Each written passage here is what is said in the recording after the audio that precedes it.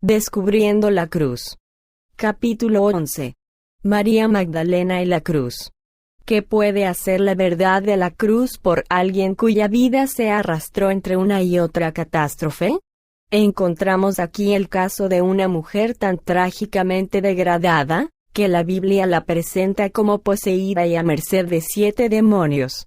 Estando él en Betania, sentado a la mesa en casa de Simón el leproso, vino una mujer con un vaso de alabastro de perfume de nardo puro de mucho valor, y quebrando el vaso de alabastro, se lo derramó sobre su cabeza.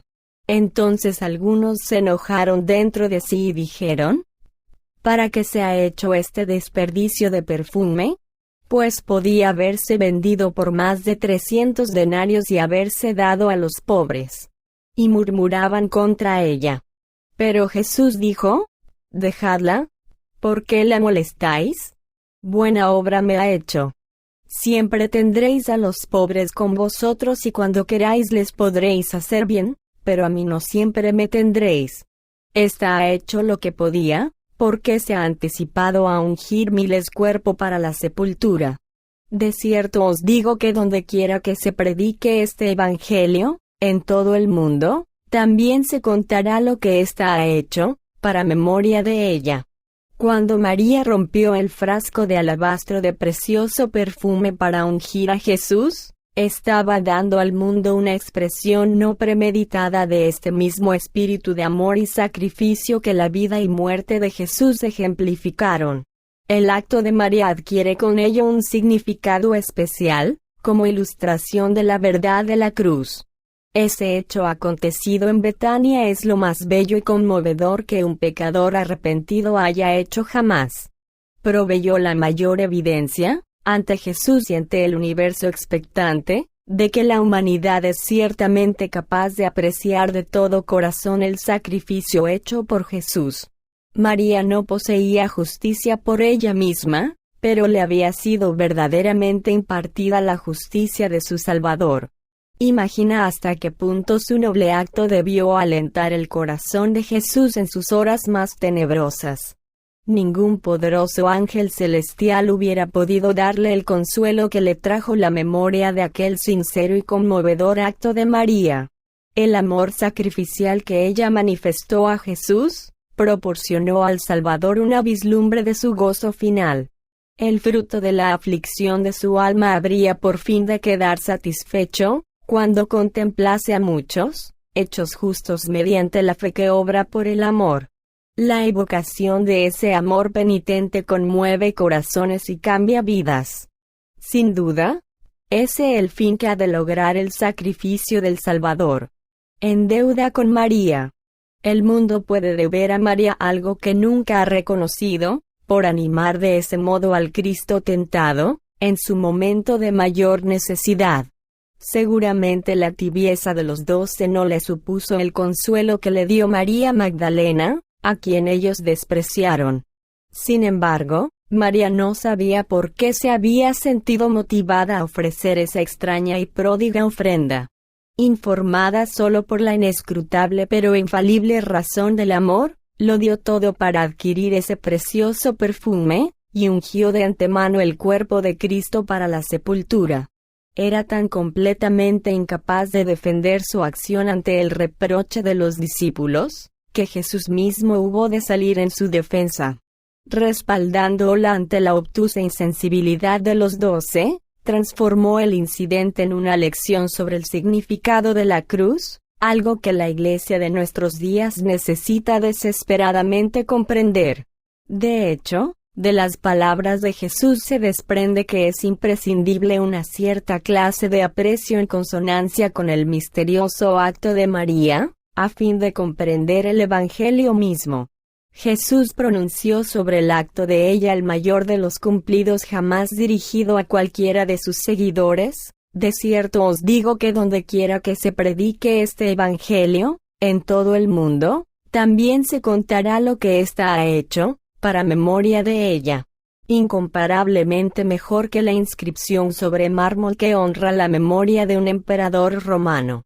Y razón más que suficiente para que prestemos cuidadosa atención a María. ¿Por qué esa vehemencia en la ponderación de María?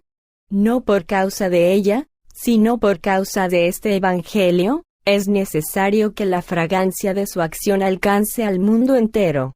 Esta es la clave para despejar toda perplejidad que pueda despertar la extraña conducta de María. Estaba predicando un sermón. Su acto ilumina el Evangelio y pone de relieve sus principios de amor, sacrificio y magnificencia. De igual forma, la disposición a buscar faltas manifestada por los discípulos expone nuestra reacción humana natural ante el tierno amor revelado en la cruz. Si hubiéramos estado presentes en aquella ocasión, habríamos encontrado extremadamente difícil no tomar partido con Judas y los otros discípulos.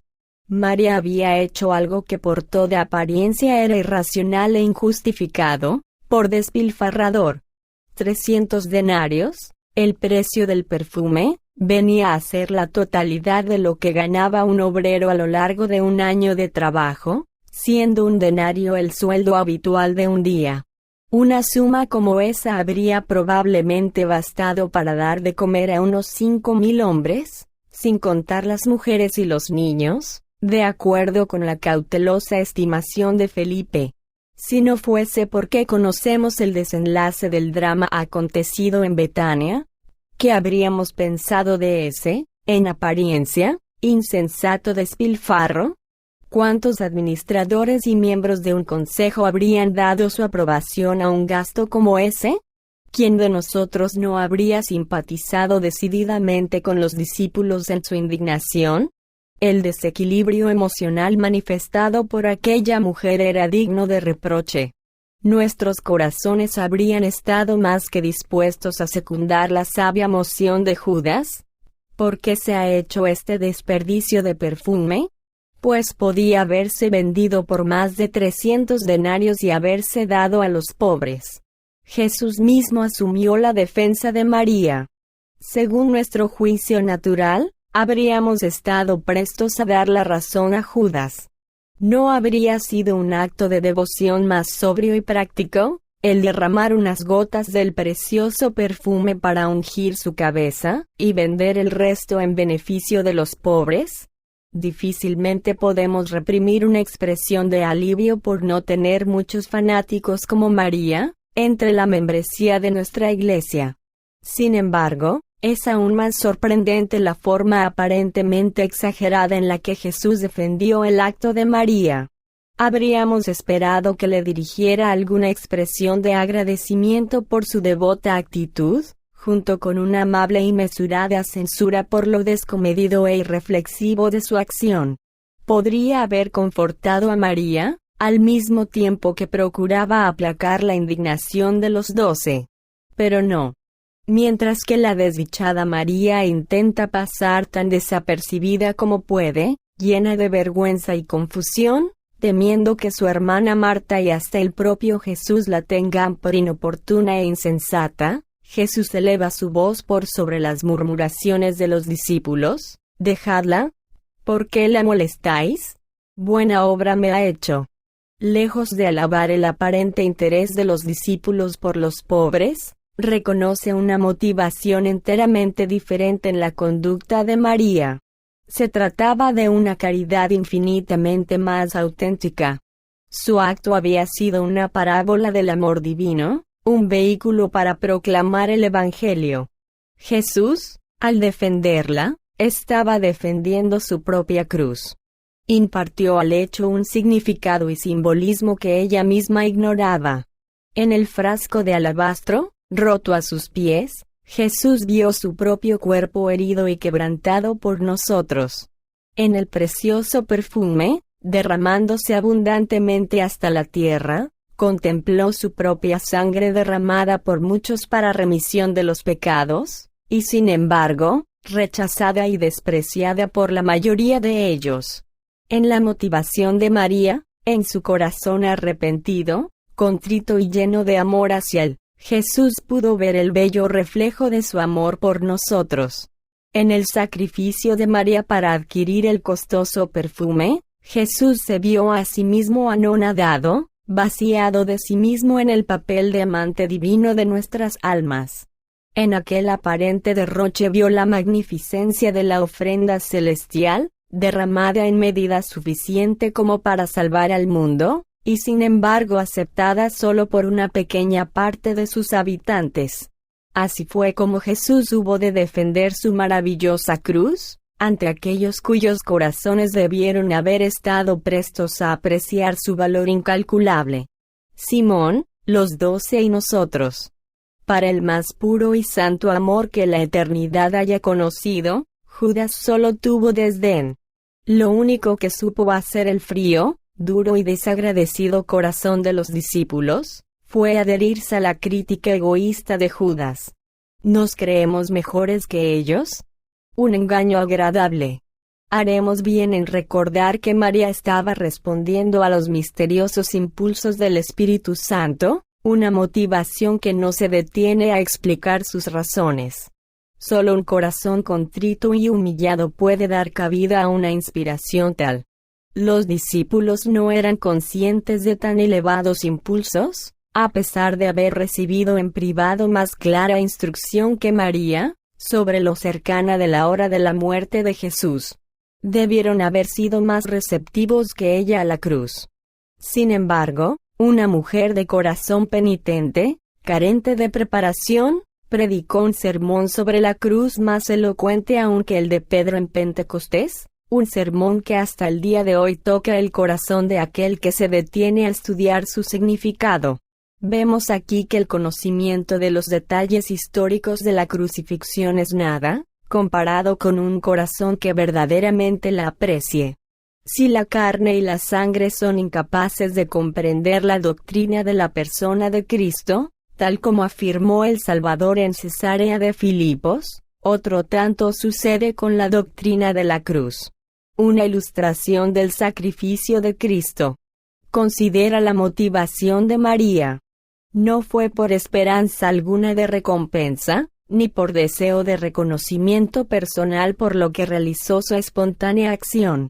Anhelaba pasar desapercibida, lo que resultó imposible al ser traicionada por la fragancia del perfume extendiéndose por toda la pieza. Solo el amor era el principio que la motivaba. Un amor que era el reflejo del amor que Jesús tiene hacia los pecadores.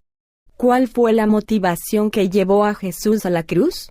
Los teólogos pueden escribir extensos tratados al efecto, solo para concluir finalmente que no hay razón que pueda esgrimirse para un acto tan singular, solo el amor puede motivar algo así.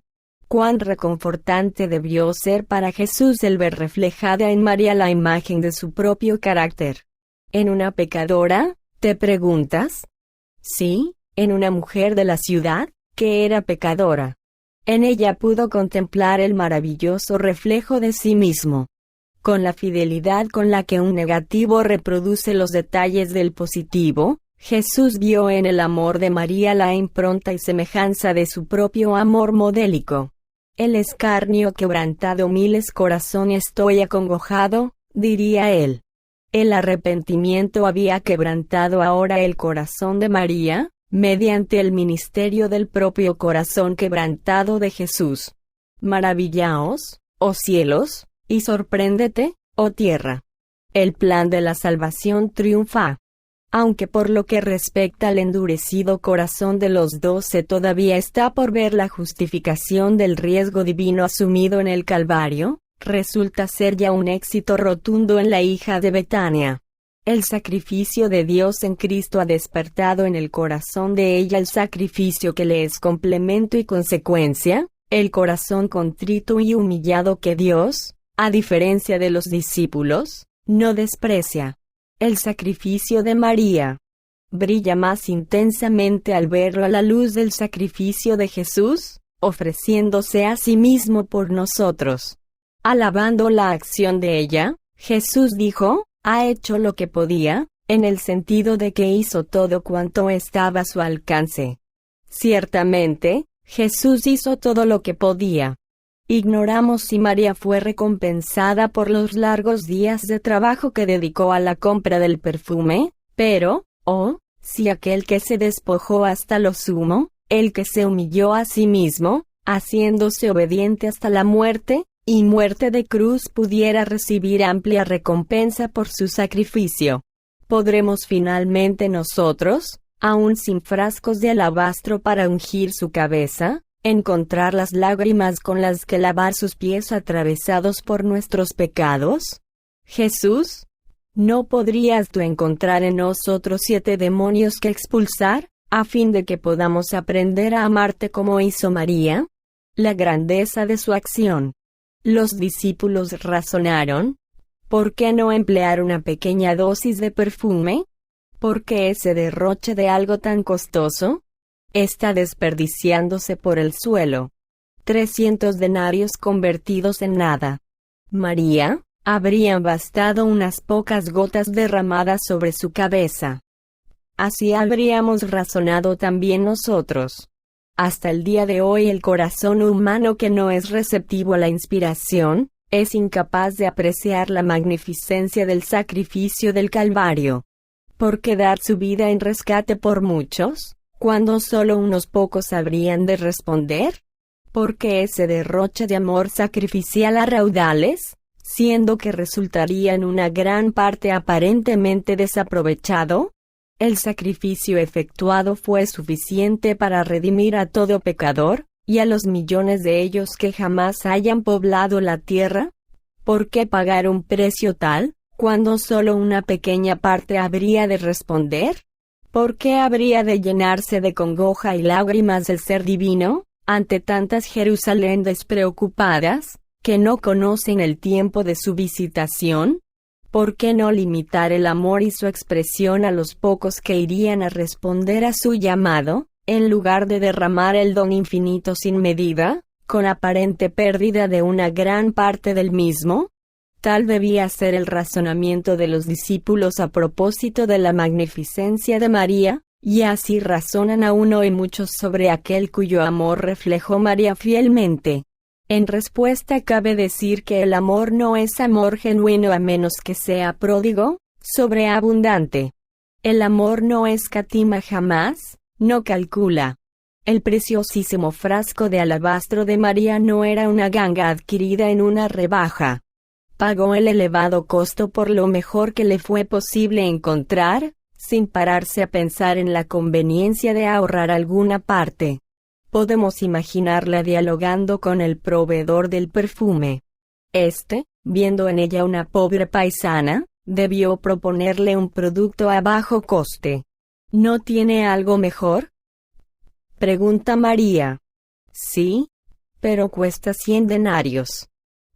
¿Y algo aún mejor?, insiste María.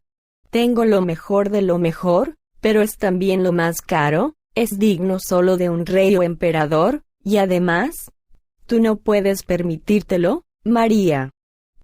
Lo quiero, replica ella sin dudarlo. Su motivación de amor no le permite nada menos que eso. ¿Podía Dios, quien es amor, hacer menos que eso? No se detuvo a pensar cómo podría efectuar la salvación de los redimidos al menor coste posible para sí mismo. El cielo, su excelsa morada, la devoción de miríadas de ángeles, los tronos de un universo infinito, la vida eterna, la preciosa comunión con su Padre, todo, lo sacrificó Cristo generosamente en la dádiva de sí mismo. Todo un océano de aguas de vida, pródigamente regaladas, solo para obtener a cambio unos pocos vasos de barro, llenos con humanas lágrimas de amor. Cuán infinitamente preciosas deben ser esas lágrimas para él. Espere Israel en Jehová, porque en Jehová hay misericordia y abundante redención con él. Sí, sobreabundante. Simón. Su fría reacción resulta inquietante. El huésped, Simón, el leproso, había sido un testigo silencioso de la acción de María. A diferencia de los 12, parecía no importarle el asunto del derroche. Suposiciones aún más oscuras hallaban libre curso en su pensamiento, sincero como él era. Aún no había aceptado a Jesús como al Salvador, si bien había acariciado la esperanza de que pudiera demostrar que era verdaderamente el Mesías. Impresionado, tras haber experimentado una curación milagrosa de manos de Jesús, condescendía ahora a invitar al Galileo y a sus rudos seguidores a ese encuentro social, con el fin de demostrar su gratitud. Pero siempre manteniendo a Jesús en un peldaño inferior de honor y dignidad, con respecto a los del que invitaba a la fiesta. No le dio beso de bienvenida, no le ungió con aceite, ni siquiera le ofreció agua para lavar sus pies, la mínima cortesía al uso en el Oriente Medio de aquellos días. Contemplando el sublime espectáculo de un pecador arrepentido secando con sus cabellos los pies bañados por lágrimas del Salvador del mundo, Simón se hacía el oscuro razonamiento: si este fuera profeta, conocería quién y qué clase de mujer es la que lo toca, porque es pecadora. Gran dificultad, la que tiene el corazón lleno de justicia propia, para discernir las credenciales de la divinidad. En la parábola mediante la cual quiso dar luz al pobre Simón, Jesús revela la lección de la gloria de la cruz que alumbra a todo corazón sincero que se detenga ante la magna escena. Un acreedor tenía 2 deudores, uno le debía 500 denarios y el otro, 50. No teniendo ellos con qué pagar, perdonó a ambos. Di, pues, ¿cuál de ellos le amará más? Respondiendo Simón, dijo: pienso que aquel a quien perdonó más. Él le dijo: rectamente has juzgado. Siendo que Simón había inducido originalmente a María al pecado, era él quien debía los 500 denarios, no los 50. Poniendo en contraste la fría carencia de amor en Simón, con la ferviente devoción de María, Jesús reveló con tacto a su mente y corazón oscurecidos la sorprendente constatación de que el amor penitente de María debió ser con mucha mayor razón el suyo, siendo que aquel a quien perdonó más debe amar más. Más de 7 diablos habían estado atormentando a Simón. Él, el confiado de sí mismo, era poseído también por un octavo, el demonio de la justicia propia que escondía la presencia de los otros 7. Pero la luz que emanaba ahora de la cruz alumbró el corazón de Simón y le desveló su casi desesperada condición como pecador. Solo la infinita compasión de Jesús lo salvó de una ruina final aún más estrepitosa que aquella de la que había salvado a María. Lo mismo que ella, pudo haber cantado el himno Cristo es miles amante Salvador. ¿Puedes tú cantarlo? ¿Cuál es la razón por la que algunos aman mucho, y otros poco? La parábola que Jesús presentó no tenía por objeto demostrar que los diferentes pecadores deberían sentir diferentes grados de obligación. Tanto Simón como María tenían una deuda infinita y eterna con el divino acreedor. El amor de María, sin embargo, se debía al simple hecho de que ella se sabía pecadora y se sabía grandemente perdonada. A Simón se le había perdonado poco porque él pensaba que había pecado poco. ¿Se sentirá alguien en la tierra nueva superior a los demás? Nunca cometí los errores de la gente común. Yo venía de una buena familia, y siempre estuve del lado correcto. Los que me rodeaban sí que eran unos perdidos, de moral relajada, hasta incluso entregados a las drogas. Yo siempre tuve una bondad natural, todo cuanto necesité fue un pequeño empujón de parte de Cristo, para entrar en el reino. ¿Acaso no sería esa más bien la mentalidad de los que se lamenten fuera? Si Pablo pudo llamarse a sí mismo el principal de los pecadores, ¿podemos nosotros hacer menos? ¿Cuánta luz puede arrojar la doctrina de la cruz al insensible corazón de la Odisea, la última de las 7 grandes iglesias de toda la historia? Santos tibios, llenos de justicia propia, van por detrás de publicanos y prostitutas que, como María, se arrepienten con lágrimas. Muchos primeros serán últimos, y los últimos, primeros.